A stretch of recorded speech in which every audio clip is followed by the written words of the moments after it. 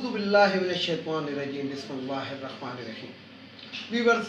अस्सलामु अलैकुम। वीवर्स, मैं हूं आपका मेज़बान सैयद अहमद समी और आप देख रहे हैं सैयद अहमद समी यूट्यूब चैनल रावलपिंडी इस्लामाबाद से। वीवर्स, आज बहुत इम्पोर्टेंट ख़बरें हैं। सबसे पहली तो बात ये है कि जो PIA के हमारे असासाजात हैं और कुछ मुल्कों ने हम पे प्लेंटियाँ लगाई थी। ये रेकोडेक का केस था एक, जो इफ्तिखार चौधरी जो हमारा चीफ जस्टिस रहा है बदकिस्मती से, उस शख्स ने एक ऐसा फ़ैसला दिया था जिसकी वजह से आलमी अदालत के अंदर पाकिस्तान के ऊपर अरबों डॉलर का जुर्माना हुआ था, तकरीबन $4.5 अरब का।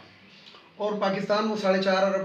अरब देने की पोजीशन में नहीं था, तो उन्होंने जो इंग्लैंड के अंदर हमारा रोजवेल्ट होटल था जो कि PIA की मिल्कियत है और बहुत ही कीमती ज़मीन के ऊपर है, जो शाहिद खाकान अब्बासी जो कोड़ियों के मोल बेचना चाहता था PIA को खसारे से निकालने के लिए, तो वो रोजवेल्ट होटल जो था वो गिरवी रख दिया गया था। तो आज ये जो मौजूदा हुकूमत है, इसने इस केस को बड़े ज़बरदस्त तरीके से परसू किया और परसू करने के बाद वो केस पाकिस्तान जीत गया। और जीतने के बाद अब उन्होंने चाहिए तो मतलब होना तो ये था कि उन्होंने जो हम पे वो मुकदमा किया था तो हम उनको वो हर्जाने के तौर पे $4.5 अरब देते, लेकिन अब जितने अरसे ये होटल उनके पास रहा है, उन्होंने जो गिरवी रखा हुआ था, वो पैसे भी उनको पाकिस्तान को मज़ीद उनको पैसे देने पड़ेंगे। और इसी तरीके से फ्रांस के अंदर भी एक होटल था, तो ये दोनों होटल आज की तारीख के अंदर हुकूमत पाकिस्तान ने उनसे छुड़वा के अपनी मिल्कियत में ले लिए हैं, जो कि बहुत बड़ी फतह है। अब वीवर्स, मैं आपको एक बात बताऊं, ये जो असासाजात के केस होंगे ना, ये ख़ास तौर पे शरीफ फैमिली के ऊपर, अच्छा जितने भी ऐसे केसेस हुए ये शरीफ फैमिली के दौरे हुकूमत में हुए। ये शरीफ फैमिली करती क्या थी कि आलमी अदालतों के अंदर ये केसेस को लेके जाती थी और मिली भगत करके, दूसरी पार्टी से मिली भगत करके ये केस हार जाता था पाकिस्तान। और पाकिस्तान जब हार जाता था तो जाहिर बात है कि करोड़ों रुपए के, अरबों रुपए की अगर हम चीज़ हार रहे हैं तो वो अरब हार रुपीज़ की होती थी, और वो जो बाकी पैसे होते थे वो शरीफ फैमिली को बैकडोर से मिल जाते थे। इसी तरीके से याद होगा वीवर्स आपको कि एक आलमी अदालत के अंदर एक केस और भी नवाज शरीफ लेके गया था। ये उस वक्त की मैं बात बता रहा हूँ कि जब कारगिल की जंग थी और पाकिस्तान की आर्मी ने इंडिया के 2 जेट तैयारे कारगिल के मुकाम पर गिरा दिए थे। तो उसके बदले में, क्योंकि ये हवाबाजी का भी वजीर था वजीर आज़म होने के साथ साथ, तो एक एटलांटिक तैयारा हमारा तबाह हुआ था। पाकिस्तान नेवी का एक एटलांटिक तैयारा बदीन के इलाके के अंदर इंडिया ने मार गिराया था, जिसके अंदर वो, हालांकि वो जिसे कहते हैं कि ट्रेनिंग तैयारा था और तरबियती परवास पर था, और उसके अंदर पाकिस्तान नेवी के जो कीमती पायलट्स थे और जो ट्रेनर थे वो तमाम के तमाम शहीद हो गए थे। और उसके बाद नवाज शरीफ ने कहा कि हम जो है, यानी कि इसने उनको रिएक्ट के तौर पे कहा कि जी हम आलमी अदालत के अंदर जाएंगे, और आलमी अदालत के अंदर वो केस पाकिस्तान हारा था और वो नवाज शरीफ की हुकूमत थी। और जो हमारे कीमती जानों का, हमारे तैयारे का और जो पाकिस्तान को नुकसान हुआ था, तो वो नाकाबिल तलाफ़ी है। इसी तरीके से व्यूअर्स, मैं आपको बहुत सी मिसालें इन लोगों की, इन शरीफ फैमिली की बहुत सी ऐसी मिसालें हैं जिसके ऊपर ये अभी भी मरियम औरंगज़ेब या ये जो होंगे, यानी कि जो इनके माउथ पीस है, ये यूँ करके अदालतों के अंदर ये चीज़ें और TV और मीडिया के ऊपर दिखाते हैं, तो इन चीज़ों से इनको हकीकतों का मरियम नवाज़ को भी नहीं पता, और ये मरियम औरंगज़ेब साहिबा को भी नहीं पता, बल्कि ये जो है ये माउथ पीस हैं। यानी कि मैं अपनी वीडियो के अंदर कहा था कि ये झूठ इस तवातर से बोलते हैं कि उसके ऊपर सच का गुमान हो जाता है। अब मैं आपको एक और बात बताऊं कि कल मरियम औरंगज़ेब ने इमरान खान के ऊपर एक डायरेक्ट हमला किया और उसको कहा कि तरक्की किसको कहते हैं हम बताते हैं। तो वाकई ये बात मैं मरियम औरंगज़ेब की 100% मुत्तफिक हूँ कि तरक्की क्या होती है मरियम औरंगज़ेब को बहुत अच्छी तरह पता है। क्यों पता है? कि इसकी माँ एक नर्स थी, और आज इनके पिंडी के अंदर जो प्लाजे खड़े हैं, जो शॉपिंग प्लाजे हैं मरियम औरंगज़ेब की माँ के, तो वाकई इसको ये पता ज़रूर होगा कि तरक्की किसको कहते हैं, कि एक नर्स जो है वो इतने बड़े बड़े प्लाजों की मालिक कैसी बनती है। तो बिल्कुल मैं इस बात से मुत्तफिक हूँ। अच्छा, अब आज अदालतों की बात चल रही है, तो मैं एक अदालत की एक और भी बात आपको बताऊँ। جسٹس قاضی فائز عیسیٰ کے بارے میں روزانہ ایک لفظ اپنی ویڈیو کے اندر کہتا ہوں کہ اس کو ڈی سیٹ ہونا چاہیے، لیکن ایک ہٹ درمی ہے، اور ہٹ درمی کیا ہے کہ فروغ نسیم صاحب جو تھے یہ پاکستان کے جسے کہتے ہیں وزیر قانون بھی ہیں، تو وزیر قانون صاحب نے اپنی سیٹ سے استعفیٰ دے کے یہ کیس لڑا تھا، تو انہوں نے ایک مثال دی تھی کہ انڈیا کے ہائی کورٹ کے اندر ایک جج کے اثاثے نکل آئے تھے، تو اس نے اپنے آپ کو غیر فعال کر لیا تھا، تو اور اس نے کہا تھا کہ جب تک یہ میری چیز کلیئر نہیں ہوتی میں اس سیٹ پہ دوبارہ نہیں بیٹھوں گا، تو یہ جو ہمارے جج صاحبان یہ بھڑک اٹھے تھے اور انہوں نے کہا کہ نہیں، انڈیا کی مثال ادھر مت دو۔ تو بات یہ ہے کہ آج صدر پاکستان عارف الوی صاحب نے اور وزیر اعظم نے اور جسے کہتے ہیں کہ وزیر قانون نے الگ الگ ایک پٹیشن جو ہے ریویو پٹیشن ایک دائر کی ہے سپریم کورٹ آف پاکستان کے اندر جسٹس قائز فائز عیسیٰ کے خلاف، اور اس کو کیس کو ری اوپن کرنے کی اور ری انویسٹیگیٹ کرنے کی اس میں وہ کی، اور یہ 70 صفحات، یہ جو صدر پاکستان نے عارف الوی صاحب نے جو پٹیشن دائر کی ہے، جواب دیا ہے، یہ 70 صفحات پہ مشتمل ہے۔ تو میں یہاں پہ صرف ایک ہی بات کروں گا، میں کسی کی لگا لپٹی کے اندر نہیں پڑوں گا، اور نہ میں کوئی خوشامد کروں گا، نہ میں یہ کہوں گا ہمارے لیے بہت معزز ہیں، نہیں، کیونکہ اسلام آباد ہائی کورٹ کا ایک فیصلہ ہے، جب وہ آرمی کو گالیاں دیتے تھے یہ سارے کے سارے، تو اسلام آباد ہائی کورٹ کے اندر یہ بات کی گئی اور باقاعدہ پٹیشن ایک دائر کی گئی کہ جناب یہ آرمی کو، مسلح افواج کو اور سرکاری اداروں کو گالیاں دے رہے ہیں، تو اسلام آباد ہائی کورٹ کا فیصلہ تھا کہ گالیاں نہیں دینے، یہ آزادی اظہار رائے ہے،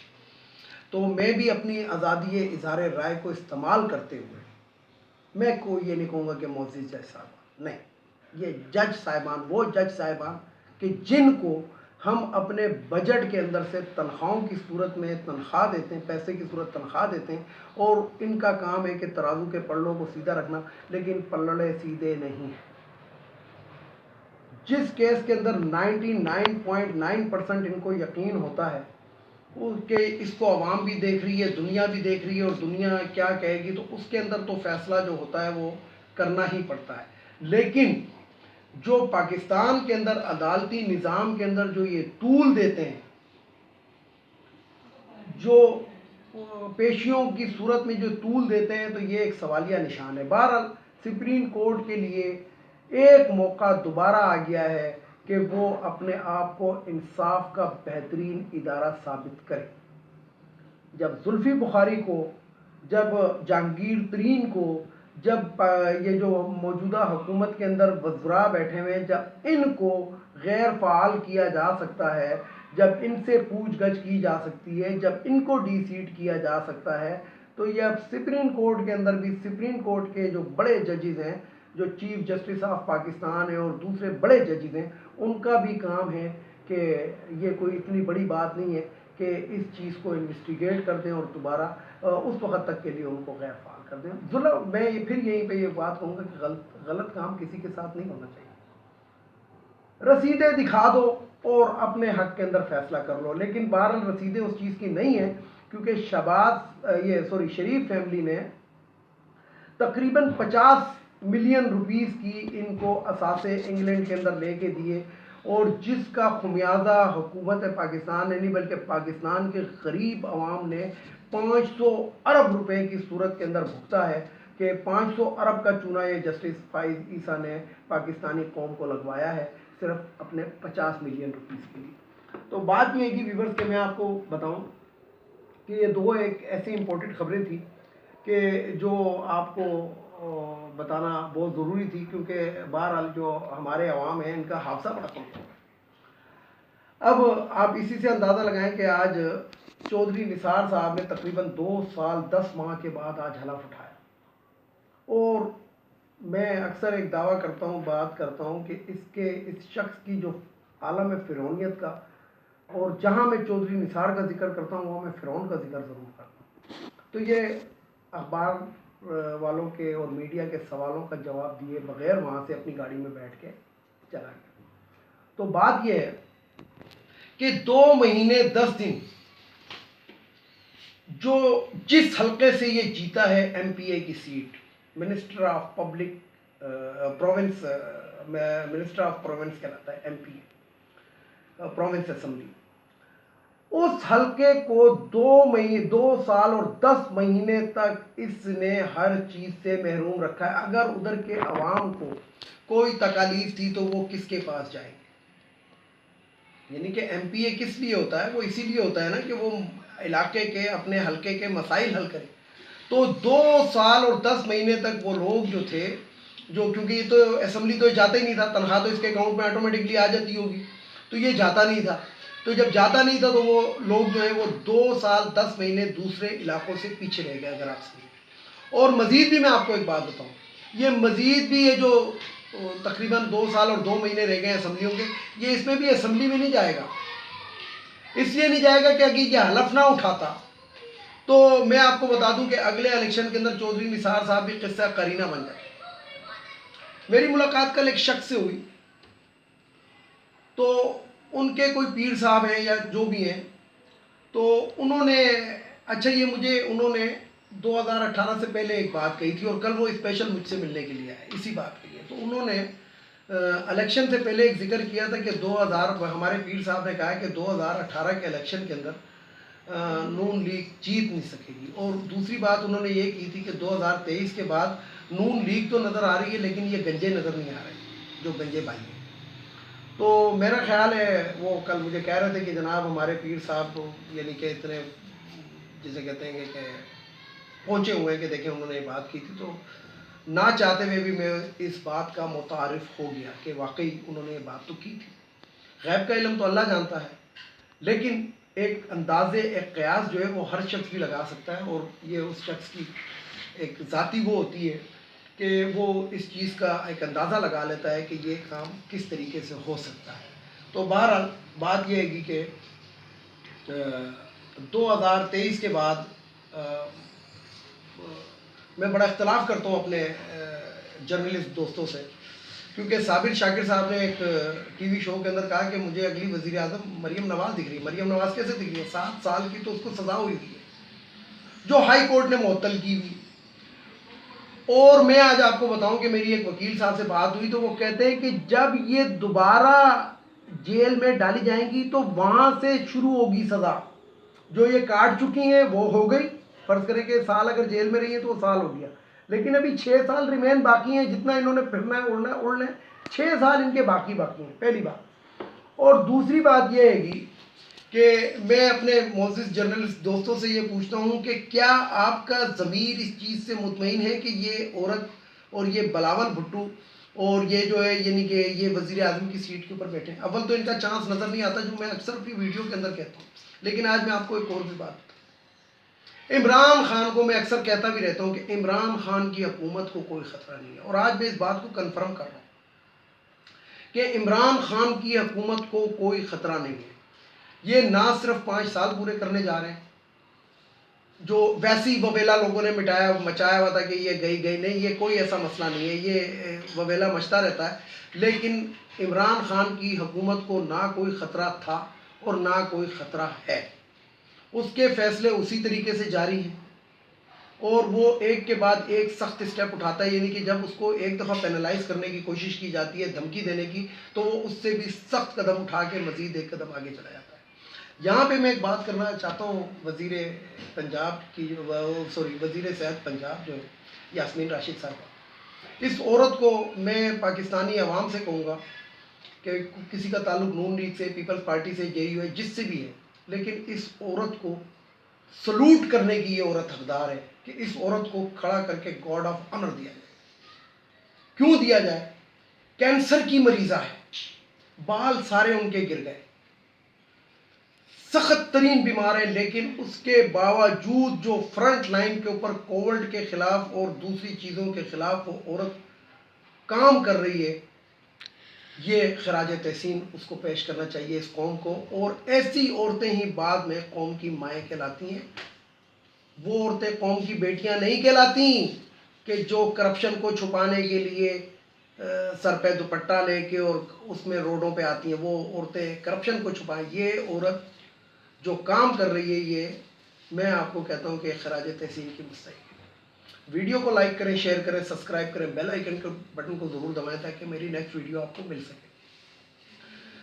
दूसरी, चलते चलते वही जो मेरे एक रिवायती जुमले होते हैं कि एक तो इन अगवालियों को इस मुल्क से चला जाना चाहिए,